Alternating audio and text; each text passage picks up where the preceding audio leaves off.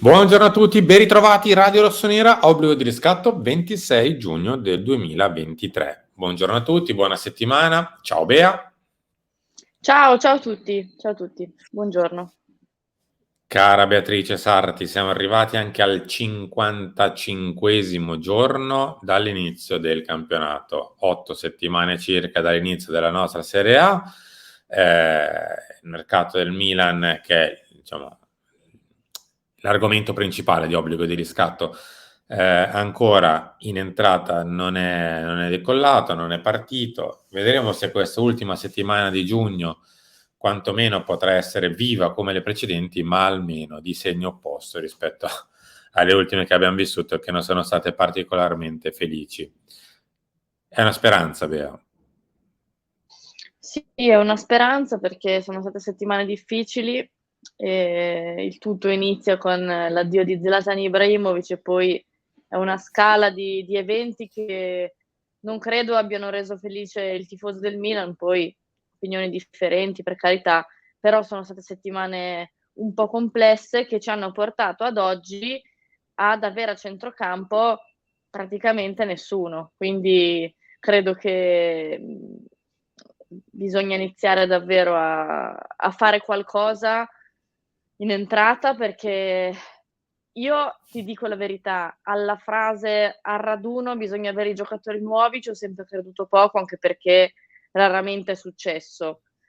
Però qualcosa bisogna assolutamente fare. Non ti dico per quella data, per forza 1, 2, 3, però credo che almeno un acquisto entro il raduno vada fatto. Anche perché sta per chiudersi realmente la stagione. Oggi è il 26, si chiude il 30, chiude anche la stagione calcistica e si porta dietro con sé anche la chiusura del bilancio per quanto riguarda le società sportive, quindi si chiude la stagione 22-23 anche dal punto di vista del bilancio, si apre il 1 luglio quella successiva e quindi con la maggior possibilità a quel punto di iniziare a tesserare i nuovi giocatori. Io in questa settimana non mi aspetto ovviamente ufficializzazioni del caso, proprio per questo motivo. Mi aspetto però che si vada a chiudere quelle che sono le operazioni, 1 o 2 operazioni, per provare poi a tesserare effettivamente i giocatori. Perché, come dice Gazzetta, Romero, l'Argentina è un passo, può arrivare a 0 per il riscatto post Lazio, a 18 anni è un passato da piccolo Messi, e anni duri con Sarri, il Milan ci crede.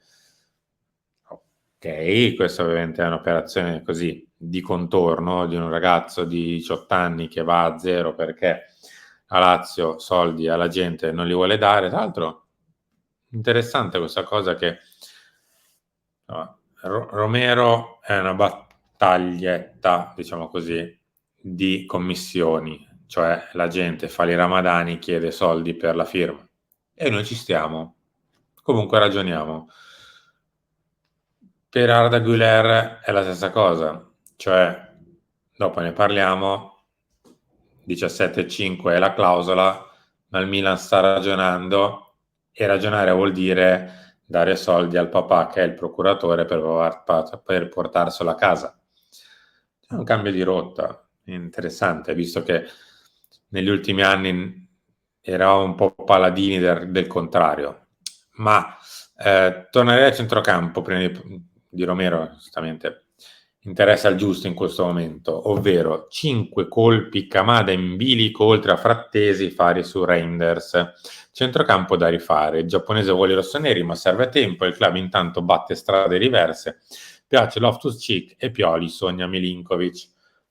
Ora, Bea, te lo tolgo perché sennò non ci stiamo nell'inquadratura. Prima di parlare del centrocampo in sé, ovviamente a casa Milan lo sanno e non è inutile, cioè non è per fare lezioni, però Kamada extracomunitario, Loftus-Cheek extracomunitario, Chukwueze extracomunitario, Arda Güler extracomunitario. Potrei forse andare avanti ancora perché in questo momento magari qualcuno mi sfugge. Pulisic, se non ricordo male, extracomunitario, o ha il passaporto croato, non mi ricordo in questo momento, ma tant'è. Due, solo e soltanto due giocatori extracomunitari possono arrivare al netto della partenza di Vasquez, che vabbè, con ogni probabilità ci sarà, quindi non è quello il problema, però solo due extracomunitari, quindi i ragionamenti da fare non sono particolarmente semplici su questo lato. No, assolutamente, anche perché come hai giustamente ricordato tu, tutti i giocatori che sono usciti sono extracomunitari, quindi non sarà semplice scegliere. Io credo che si debba andare un po' di priorità. Quali ruoli in questo momento hanno la priorità? Sicuramente il centrocampo. Loftus-Cheek sappiamo che era un acquisto che volevano fare Maldini e Massara.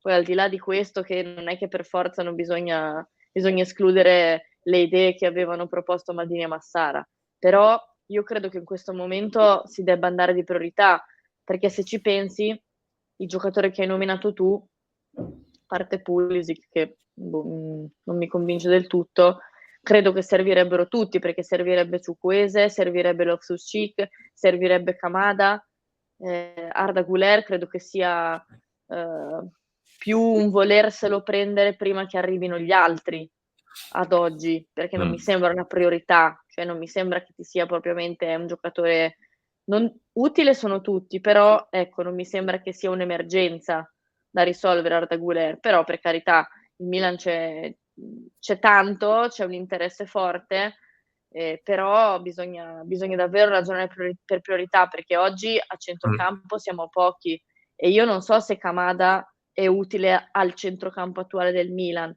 ti parlo dei due, cioè e siamo sempre lì a fare lo stesso discorso, o si cambia modulo o per giocare a due serve qualcos'altro, quindi anche questo sarà da capire. Io non credo che questa decisione si debba prendere dopo il mercato, perché credo che con un centrocampo a 3 tu faccia un tipo di mercato, con un centrocampo a 2 tu ne debba fare un altro, quindi anche questo è una cosa da decidere.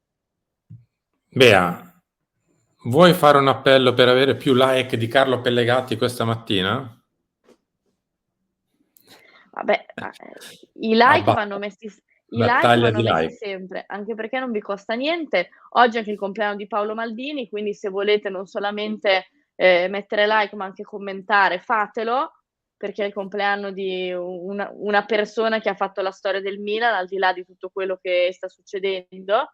Però mi raccomando, cioè noi siamo qui sempre a raccontarvi quello che accade, in un O momento non in accade. cui o non accade, soprattutto per i momenti in cui non accade, quindi cliccare like non serve a niente. Anche perché ho letto tanti commenti in questo weekend, soprattutto nell'obbligo di riscatto di sabato, anzi ringrazio tutti che ci scrivevano in un momento del genere: "Ascolto solo voi". Ecco, se volete continuare ad ascoltare solo noi e far sì che Radio Rossonera cresca, ad esempio il like è un qualcosa che fa tanto, tanto, tanto girare il nostro video. Quindi, ecco, sono stata una brava venditrice, perfetto. No, venditrice no, che poi sembra che l'hai fatto solo e soltanto No, no, lo per penso soldi. davvero. Allora, ritorniamo un secondo a noi, prima di chiudere proprio sul centrocampo, perché, come detto, è la priorità. Per il discorso dei parametri 0/extracomunitari, Kamada è un'ottima occasione a zero. Perché? Ora, ve la mostro anche. Questo è il nostro centrocampo attuale. Pensare di rinunciare a Kamada a zero vuol dire che anche quella casella andrebbe riempita con un giocatore con il cartellino pagato. Quindi, se rinunci a Kamada perché è extracomunitario e ti vuoi tenere, che so, due posti liberi per fare altro, vuol dire che anche la casellina di Kamada, diciamo metaforicamente, mettiamola al posto di Bakayoko, andrebbe riempita con un giocatore con il cartellino pagato. Non, si può far tutto nella vita, ma siccome la casellina, qui non si vede, dell'attaccante vicino a Giroud andrà riempita anch'essa con un giocatore preso per il cartellino e non perché era zero, insomma, iniziano a diventare tante, forse troppe le caselline da prendere così, perché il nostro centrocampo, lo stiamo vedendo, è particolarmente ridotto all'osso. Adli c'è in questo momento in rosa, ma l'anno scorso l'allenatore gli ha fatto giocare credo 200 minuti o poco più o poco meno, adesso non ricordo particolarmente quanto. Se dovessimo passare a 3 realmente, forse la mezzala la potrebbe anche fare, ma dopo un anno in cui non è stato per nulla visto, o incredibilmente veniamo folgorati sulla via di Yassin Adli, oppure boh. Ismail Benasser l'abbiamo visto anche pochi giorni fa ancora in stampelle. Andiamo avanti. C'è Rade Krunic che è un buonissimo giocatore, ma non possiamo sicuramente ripartire da Rade titolare indiscusso per 38 partite di campionato. È un giocatore che di rendimento lo fa, ma titolare indiscusso del Milan non lo può essere.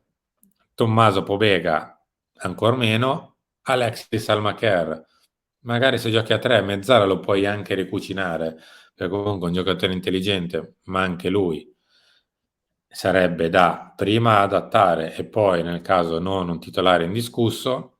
Gli ultimi due hanno la X invece e se ne sono andati. È finito il nostro centrocampo, Bea. Ad oggi più che altro ti manca, cioè, faccio un esempio, se si giocasse domani ti mancherebbe proprio il leader del centrocampo. Cioè, so che non Ti si gioca mancherebbe il domani, giocatore che gioca con la palla, sì. per fortuna. No, vabbè, ma ti manca proprio il centrocampo perché tu in 3 anni hai perso che sì, Tonali e fino a Natale minimo non hai Bennacer.